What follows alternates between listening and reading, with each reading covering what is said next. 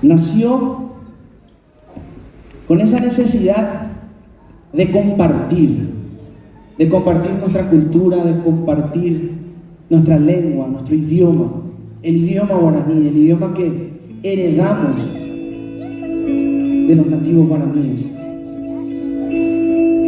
Y quisimos grabar un álbum donde pudiéramos enseñarles a otras personas, a otros colegas, a hablar y a cantar en nuestro idioma guaraní.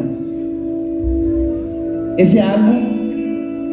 ese álbum lo titulamos Albú, y tuvimos el honor de grabar con 12 artistas de 9 nacionalidades diferentes, cantando por primera vez en guaraní.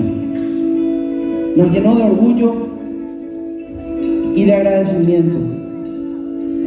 Y en homenaje a eso nace esta canción, por la mezcla, porque sabemos que en esa mezcla, en las diferencias que podamos llegar a tener, dentro de todo eso siempre habrá algo lindo.